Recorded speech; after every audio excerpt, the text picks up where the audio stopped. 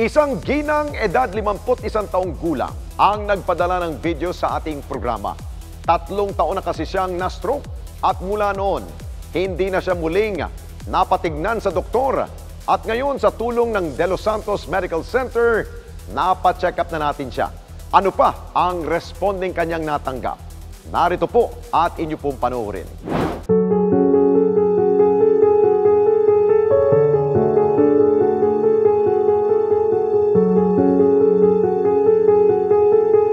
Ang videong ito natanggap ng programa mula sa isa nating taga-subaybay kung saan nagmalasakit siyang bidyuhan ang isa niyang kapitbahay na humihingi ng responde dahil sa pagkakasakit nito. Siya si Elsie Gabito, 51 taong gulang, residente ng Pasong Tamo sa lungsod ng Quezon. Stroke ang naging dahilan kung bakit ang dating malakas niyang pangangatawan tuluyan ng nanghina. Agad na tumulak ang Responde team para alamin ang kalagayan ni Elsie. Nadat na namin siya sa kanyang bahay kasama ang bunsong anak. Hirap man sa paglalakad at maging sa pagkilos ng kaliwang bahagi ng kanyang katawan, humarap sa kamera para ikwento ang kanyang naging karanasan ng ma-stroke noong 2020. Titinda ako sa market Commonwealth ng manok.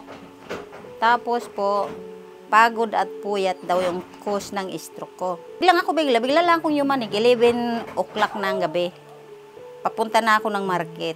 Tapos maliligo na sana ako, buti na lang hindi ako nakapasok sa banyo. Sa sala pa lang ako, gumanon-ganon na ako. Kung naramdaman, smooth lang yung laki, kilos ko, tapos yung pag-iisip ko, wala rin. Normal lang din. Walang masakit? Walang hilo, walang tawag dito, signal na ganun. Bigla lang. Ngunit may history na pala si Elsie na high blood pressure noon pa man. At isa ito sa tinitingnan nilang dahilan ng kanyang stroke. Sa kabila nito, hindi siya tumigil sa paghahanap buhay at kumayod sa kabila ng kanyang naranasan. Tuloy lang yung work ko, tuloy lang. Wala naman ako naramdaman gaano. Puyat, pagod talaga kasi magpapakatay ka ng manok sa katayan. Dalhin mo sa pwesto mo, gagawin mo ngayon, linisin.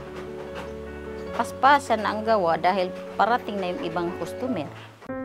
Ngunit unti-unti na niyang naramdaman na tila nagbabago ang kalahating parte ng kanyang katawan. Mabigat siya. Buhatin, di makaganon. Ganun lang. Hindi siya makaganon, close open. Gumaganon siya pero hindi siya makaganon. Kailangan kong iganon yung paa ko para makahakbang, matapon nga ganon ba, tapos para makahakbang siya ganon. Tumawingi ito, lumaki. Ito. Kaya dito, hindi gaano, ito malaki. Kasi konektado daw dito yan sa... Dahil sa pandemya at paghinto niya sa paghahanap buhay, nahirapan makabangon ang kanilang pamilya. Hindi na siya muling nakapagpatingin pa sa espesyalista. At ang sakit ng kanyang iniinda, nakatali pa sa impormasyong hawak niya, 3 taon na ang nakalilipas. Hindi po ako nakapagpa-check up. Gawa ng busy yung 2 kong anak. Tinigil ko na po yung pagtinda, na-revoke na rin yung pwesto ko, wala na. Ganun lang hirap, pati sa paglilinis ng bahay, luluto. Sobra pong hirap kasi isa lang pong kamay gumagana ko. Ito hindi nga makagalaw. Ang kalagayang ito ni Elsie, agad nating isanangguni sa De Los Santos Medical Center. Hindi na kami nag-aksaya pa ng panahon. Isinama na namin si Elsie sa De Los Santos Medical Center. Hindi lamang mapatunayan ang husay sa pagtanggap ng mga pasyente, layunin din ng kanilang hospital na makapagbigay ng kalidad na medical services sa kahit kanino. Kaya naman ang pagtanggap nila sa kaso ni Elsie, pagpapakita na sila ay handa sa anumang medical services na kakailanganin nito. Isang stroke specialist ang sumuri kay Elsie. Dito inalam niya ang ilan sa mga impormasyon na makapagbibigay linaw sa tunay na dahilan ng stroke nito. So may CT scan, ano daw ang nakita? Ang sabi po, ang cause ng stroke, puyat at pagod. Sin ko na spastic na or nakatiklop na yung kaliwang bahagi ng katawan niya. So at the back of my mind, iniisip ko, matagal nang paralisado yung kalahati at mukhang hindi kasi ito na physical therapy at the start, kaya tumigas. So, mga iniisip ko pwedeng na stroke, pero hindi ko pa alam kung pagbabara or pagdurugo yung uri ng stroke niya. Factors siya for stroke. So, she's a heavy smoker and occasional alcoholic beverage drinker. Tapos, wala kasi siya regular follow-up. So, I'm not sure if she's hypertensive or diabetic. Pero kasi smoking pa lang, it's one of the main risk factors for stroke. So, at the back of my mind, baka nga pwede siyang na-stroke. And sa history niya kasi, acute onset siya. So, biglaan yung panghihina ng kaliwang bahagi ng katawan niya. So, pag mga ganito ng mga acute onset, vascular in origin, karaniwan talaga stroke ho ito. Kinailangan sumailalim ni Elsie sa iba't ibang pagsusuri. Mula sa MRI, blood test at paglalagay ng isang portable ECG sa kanya. Yung mga test niya, ideally, it should have been done noong time na na-stroke siya. However, kasi due to financial constraints din ng patient, she wasn't able to do many of these tests din. So, basically, yung test natin is an MRI with MRA. So, basically, titignan natin yung utak, tsaka yung mga ugat nito, kung gaano kalaki ba yung na-stroke sa utak niya, kung may problema tayo sa mga ugat, kaya siya na-stroke. Nag-request din ako ng workup para sa puso niya, para makita kung regular yung tibok ng puso or kung may mga pagbabara dun sa puso niya. Tapos, nag-request ako ng blood test, basic for risk factors for stroke. So, cholesterol, diabetes, tinignan na din natin yung mga markers for chronic hypertension such as yung sa kidneys, pati yung liver, tinignan na din natin sa dugo niya. Aabuti ng ilang pang araw bago lumabas ang resulta ni Elsie.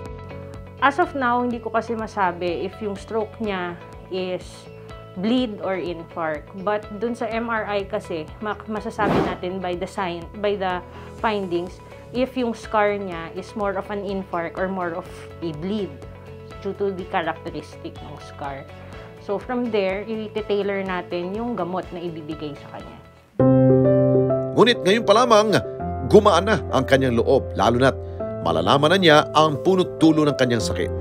Gumaan na yung pakiramdam ko at nabuhayan ako ng loob dahil meron ka nandyan kayo. Ay, maraming salamat po sa mga tumutulong sa akin dito sa ospital. Gagaling na ako. Thank you. Naiyak ako yan. Bakit po kayo iiyak? Siyempre na ano yung damdamin ko dito. Anong tuluhan ng saya?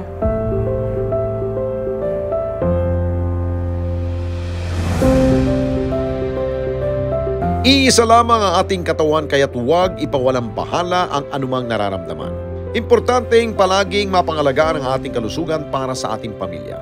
Lalo na't may mga institusyon at eksperto na handang magbigay ng kanilang serbisyo. Anumang oras natin ito kakailanganin.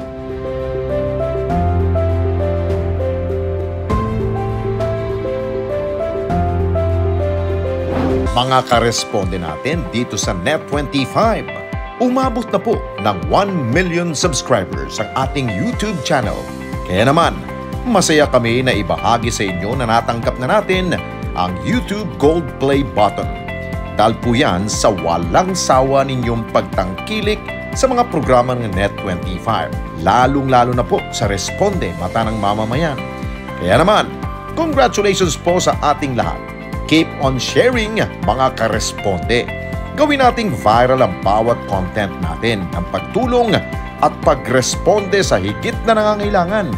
Maraming salamat po sa inyong lahat. Mga kababayan, salamat po sa inyong pong pagsubaybay sa Responde Mata ng Mamamayan. Para mapanood pa ang iba pa naming pagresponde sa ating mga kababayan, i-click lamang ang subscribe button at i-follow lamang ang Net25 social media pages at Net25 TV.